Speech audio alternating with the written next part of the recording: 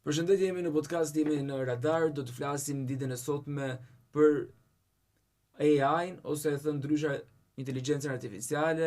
Është një program, mund ta quajmë kompjuterik, që na ka pushtuar të gjithëve, të gjithë ne kemi në telefonat tanë të shkarkuar, e përdorim dhe pyesim për shumë çka, por dikush e përdor në një formë akoma më profesionale dhe origjinale, duke e shndërruar këtë lloj komponenti në një profesion të vërtet. Ai është Fabion Kallaku, punon prej kohësh për kompanitë më të mira të AI-t në botë, në Amerikë kryesisht. Faleminderit shumë që je me ne. Përshëndetje Maria, kënaqësi të jem sot këtu në emisionin Radar, për t'ju jap sa të pak nga historia ime, por edhe pse jo këshilla të aplikueshme që çdo njeri mund t'i aplikojë në teknologji ditët e sotme, sidomos në Shqipëri ku tregu është akoma më i vogël dhe ka goxha potencial zhvillimi. Faleminderit ju që jeni me ne. Si ishte momenti kur kuptove që duhet hiqet dorë nga programimi, nëse e ke ushtruar më herët, edhe të vendoseshe në një rrugë tjetër, siç është ajo e inteligjencës artificiale, që duke se po evolon me shpejtësi shumë të madhe.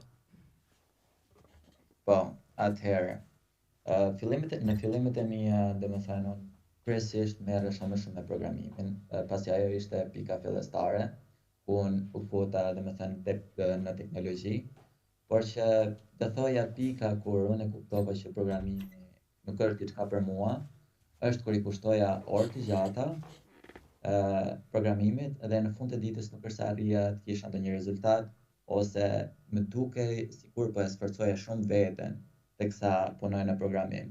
Ndërsa kur krijoja content, domethënë mund kalonin 2 orë duke krijuar content, edhe nuk është se ndjeja lodhin, kalonte si thanë ne Shqipëri koha pa u kuptuar, ndërsa kur programoja e kisha ferr. E atë kuptova që programimi nuk është diçka për mua, edhe kuptova që është diçka që nuk mund shkoj shumë larg, pasi është diçka që nuk e bëja me shejë. Po tashmë e ke gjetur rrugën tënde? Mendon që e ke gjetur? Mendoj që jam në rrugën e duhur, por pyetja ishte shumë e bukur, por gjithmonë gjithmonë mendoj që në vijim, në vitet që do të vijmë, nuk është se do të kem të njëjtat mendime dhe e di që do marr gjithmonë një rrugë akoma më të mirë. Por që jam shumë i sigurt që do jem rrotull në media edhe në inteligjencën artificiale për një kohë të mirë. Sa të vështira ishin 2 vitet e para, duke qenë se përballeshe me një aplikacion, le ta quajmë një programim që ishte i ri për shumë kënd, dhe ndoshta akoma është e re, është duke eksploruar si gjë.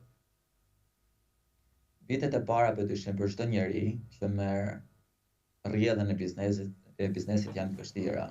Jo vetëm te pjesa e inteligjencës artificiale, që ishte një industri krejt e re por në çdo lloj drejtimi. Padyshim, vitet e para ishin të vështira, sidomos kur po punon në diçka dhe nuk shikon asnjë fitim nga ajo gjë.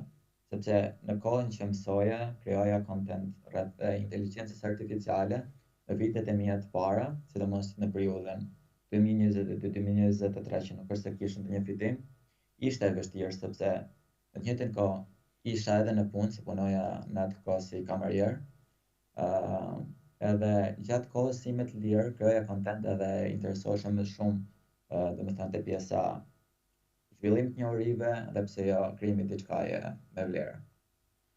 Çfarë bërë ndryshe në ato vite? Ju e tha 2022-2023 që solli edhe këtë kthesën e madhe, ndoshta rrezikimi i tepërt, pasioni, ambicia, vendosmëria.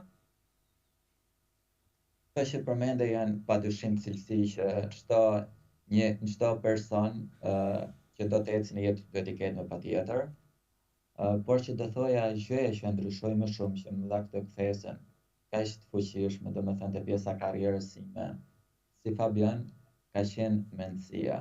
Gjatë vitit 2022 vazhdova të ndryshoj shumë si person. Edhe mënyrën se si e shikoja botën, si e shikoja biznesin, edhe kuptova se njeriu që është përblet ditës së sotme nuk është ai që është më i zgjuar ose ai që ka uh, thjesht njohuritë më shumë, por është ai që njerëzit e perceptojnë të tillë. Domethënë e kuptova që jetojmë në një kohë ku ti paguhesh mbas të perceptimit. Edhe kuptova që njohuritë e mia të biznesit dhe mendësia aktuale që kam nuk më çojnë dot aty ku dua. Domethënë tu vazhdoi ndryshimi. mendësia dhe perceptimi. Nëse nuk do të kishte shpërthyer inteligjenca artificiale, ku mendon se do ishe sot? Ku jemi pas 3 vitesh nga ajo 4 vitesh? Pyetje shumë e bukur. ë Të thoja, nuk është se e kam menduar shumë gjatë, të them vërtetën, se ku të shkoja, pasi ë e pasi rrjedhën e jetës, jeta ka rrjedhën e saj në fund të ditës, edhe jam i sigurt që edhe në qoftë se nuk do të kisha marrë këtë rrjedhë me inteligjencën artificiale, edhe me ndërtimin e një identiteti online, jam i sigurt se do e kisha gjetur një rrugë, pasi mendësinë e pata ndryshuar, edhe në mos një mënyrë tjetër do e kisha gjetur, si thuhet, atë rrugën për gjatë Alban, edhe për shkuar aty ku dua. Mendojnë që ka shumë persona që ndërmarrin një risk siç e ndërmorët dhe ju, apo tuten në një moment caktuar, tremben, dorëzohen. Mendoj që shumica e njerëzve kanë frikë ta marrin një hap të tillë, pasi kërkon goxha vendosmëri mendore, kjo është e para, kërkon sakrificë, sepse sakrifica më e madhe nuk është thjesht sakrifica kohës, është sakrifica e mendjes në fund të ditës, pasi duhet të kesh një mendje shumë të fortë, shumë të vendosur që edhe kur nuk shikon rezultate të vazhdosh, domethënë vazhdosh të përpiqesh në atë rrugë. Do thoya shumica nuk do e merrnin përsipër një rrezik të tillë, pasi edhe në fillimet e mia kur vazhdova domethënë aplikoja domethënë edhe pa ta vazhduar, pa t'i ardhur një kohë që aplikoja për vende të ndryshme pune, edhe këtu në Tiranë, domethënë në Shqipëri, edhe të gjithë më refuzonin për programim, për rrjetet sociale, edhe të gjithë kompanitë po më refuzonin. Të ardhurat ishin goxha të limituara, domethënë presioni ishte shumë i madh. Edhe mendoj që ky është momenti ku shumica e njerëzve dorëzohen. Edhe unë jam shumë i lumtur që nuk arrita të gjej një vend pune, pasi kjo më bëri të përkushtohem akoma më shumë kësaj që po bëj. Ti e quan AI, edhe pse punon me të, e quan Dora e Dembelit. Mendon që po na bën më pak kreativ, më pak të fokusuar, të përqendruar, ndërimtar, pse jo? Njerëz është shumë e vërtetë, njerëzit po i bën dembel inteligjencë artificiale. Uh, por, dhe thoja, në të njëjtën kohë është edhe një mjet shumë i fuqishëm pune, pasi në fund të ditës mund të kursej shumë kohë, edhe mund të kursej shumë para bizneseve. Kështu që dhe thoja, edhe një njeri që nuk është se ka ndonjë horizont ose potencial shumë të madh ose ndonjë njeri shumë të madhe, prandaj e quaj edhe Dora e Dembelit, mund të çaj ose mund të bëj diçka me inteligjencën artificiale të sotme. Edhe një njeri mesatar që nuk është se ka shumë njohuri. Pasi inteligjenca artificiale po vjen në një pikë që do të realizojë çdo gjë thjesht me disa prompte të thjeshta. Qartë, por nga ana tjetër ju keni një histori tënde personale, nga 0 në 240.000 ndjekës afërsisht real në rrjetet sociale, cili është sekreti? Dhe thoja nuk ka një sekret. Kjo është përgjigje më konkrete që mund t'jap. Nuk ka një sekret. Është vendosmëria ndaj vite, konsistenca. Pasi unë nuk është se e vazhdova para një viti, kam vite që bëj të njëjtën gjë. Dhe the konsistenca është sekreti më i madh, të bësh diçka për ditë, mos të heqësh dorë, është pak a shumë siç edhe palestra në fund ditës. Për të parë rezultate do ta bësh çdo ditë, edhe në momentin kur nuk shikon rezultate. Dhe e njëjta lojë është edhe në rrjetet sociale. Domethënë për të ndërtuar një komunitet masiv për persona që po përpiqen të ndërtojnë një komunitet nga zero, konsistenca është çelësi i parë. Edhe e dyta padyshim është përmirësimi gradual. Domethënë në çdo postim që ti bën, ti merr një feedback nga audienca, nga njerëzit, edhe e kupton se si mund ta bësh diçka më mirë. Sa e vështirë është të krijosh një komunitet besnik në punën që ti bën, në atë platformën tënde që quhet Instagram dhe rrjetet sociale. Është do thoja goxha e vështirë, krijosh besnikëri, edhe krijosh besim edhe lidhje me komunitetin, por të thoja komuniteti lidhet më shumë me ty si person në bazë të qëndrimeve edhe ideologjive personale që të ke. Po të ditës, nëse ti si person i qëndron parimeve të tua dhe ato që ti thua gjithmonë deri në fund, ato do të krejnë një lidhje më të kushtë me ty sepse e kuptojnë që ti si individ përveç informacioneve që ti jep, le të marrim shembullin tim rreth inteligjencës artificiale, i qëndron atyre që ti thua. Domethënë, qëndrimi është qëndrimi i asaj që thua, i perspektivave edhe çfarëdo informacioni që jep, është shumë i rëndësishëm. Kurioziteti, duke qenë se është akoma një gjë relativisht të re, ka bërë ndoshta më unik. Njerëzit janë kurioz të shohin se si po evolon inteligjenca artificiale dhe po rritet bashkë me ty në këtë fushë. Po është e vërtet, njerëzit e shikojnë inteligjencën artificiale si një risi, edhe edhe nuk është se ka të bëjë shumë se kush person po të ndjek në fund të ditës, sepse edhe një njeri i thjesht, edhe një njeri mesatar, edhe një njeri që është goxha i lartë edhe le të themi goxha i pasur, mund të jetë CEO kompania apo kushdo është interesuar te inteligjenca artificiale. Domethënë ka një treg masiv ditët e sotme. Çdo njeri e kupton që me kalimin e kohës do t'i duhet ta mësoj. Thjesht është çështje kohe.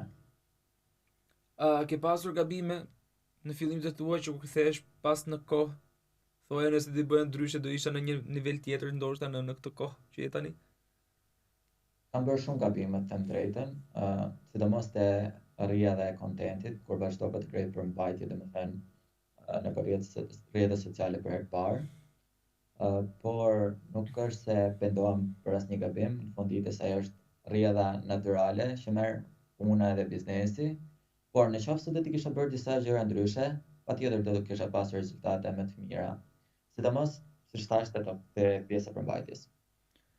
Si i ke zgjedh bashkëpunimet me kompani më të mëdha në Amerikë në këtë fushë, sepse ti ke disa bashkëpunime. Si ke Po, arritur të kesh kontakte me ta?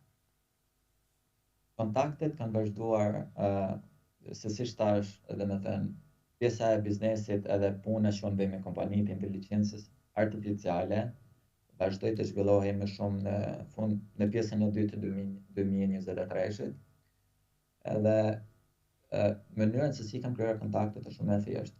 Domethënë, duke rritur një komunitet masiv, edhe këto kompani kanë interes, domethënë, se kështu vazhdoi çdo gjë me sponsorizime, kështu vazhdoi çdo gjë. Kanë interes te pjesa e komunitetit tim. Edhe vazhduan të më kërkonin, domethënë të flisja për mjetet e tyre, për se këto quhen mjete pune AI në funditës, flisje për mjetet e tyre të punës, si mund t'i aplikojnë ato në jetën e tyre të përditshme, edhe aty vazhdova duke i marrë për herë të parë si klient, si sponsorizues. Pastaj me kalimin e kohës, me rritjen e kualitetit të punës, vazhdova ta shndërroj më shumë këto promovime që bëja, ti kaloja domethënë më shumë si një creative agency, domethënë e kalova nga brand sponsorship që po bëja për këto kompani AI në komunitetin tim në një creative agency ku unë krijoj reklama, krijoj video kreative për këto kompani, të cilat ato i përdornin edhe për pjesën e marketingut të tyre. Domethënë kontakti i parë është krijuar nga prezenca ime nëpërmjet emaileve normalisht. Interesante, por për të ndalur pak tek fitimet, ne shqiptarët dihet që kënaqemi kur dalin tek kjo temë. Sa fitim përurse është të merresh me AI për një përdorues të ri për ju personalisht ndoshta? Po atëherë ka disa lloje drejtimesh që t'jem më specifike e më konkret për dikë që po e dëgjon këtë emision. Ka disa lloje drejtimesh që mund të marrësh me inteligjencën artificiale. Por unë kryesisht jam te pjesa kreative, domethënë krijoj përmbajtje, krijoj video, kam komunitetin masiv edhe me të njerëz të fundit të pjesë inteligjencës artificiale. Por për dikë që ka një komunitet masiv, siç e kam unë, fitimet janë normalisht konsiderueshme. Por për një që do të vazhdoj nga zero, normalisht që ka goxha potencial edhe mund të arrij shumë shpejt, do thoja, brenda 2 vitesh, mund të arrij të ketë përfitime të konsiderueshme në qoftë se do ketë një udhëzues të saktë, sepse vetëm është shumë e vështirë. Cili është ndryshimi mes një përdoruesi të ri dhe një profesionisti? Një përdorës të ri dhe një profesionisti. Po, të zakonshëm si jemi ne kolekt e mi që e përdorim ndoshta për pasion më shumë se sa për punë. Një përdorues i zakonshëm, gabimi më i madh që bën është që e përdor shumë përciptas. Edhe pyetjet i bën shumë përciptas, edhe nuk e kupton plotësisht kapacitetin e asaj që përdor. Domethënë, bën një përdorim përciptash thjesht për të plotësuar atë tasë ditore, ndërsa një përdorues profesional e përdor më shumë për të krijuar strategji. Kjo do të thëjë është një nga ndryshimet më të mëdha, jep më shumë kontekst modeleve, në mënyrë që të ketë një përgjigje më të mirëfillt që mund të rezultojë në rezultate reale. Pse je kundër avatarëve AI? Mendon që do na dominojnë në një të ardhme? Jam kundër AI avatars, sepse është AI avatars po e bëjnë goxha shumë, domethënë shumë artificial tregun e përmbajtjes online, sidomos në rrjetet sociale, dhe të thoja po vrasin autenticitetin e personave real. Domethënë, personat që kanë një personalitet theksuar ose kanë një uri theksuar në një fushë, dhe kenë më të vështirë të konkurrojnë në treg, pasi tregu do mbushet me kaq shumë avatare AI, saqë do të jetë pothuajse e pamundur për të diferencuar veten. Dhe vetmja gjë që do mbetet fund të ditës për diferencuar veten është e para autenticiteti, edhe e dyta lidhja personale që ti ke me audiencën. Këto dy element janë dy element që janë pothuajse pazëvendësueshëm nga inteligjenca artificiale dhe AI avatars. Edhe me të them të drejtën, megjithëse unë po punoj me kompanitë AI, nuk dua që kontenti real, përmbajtja reale të vdesë në një farë mënyrë, prandaj jam kundër.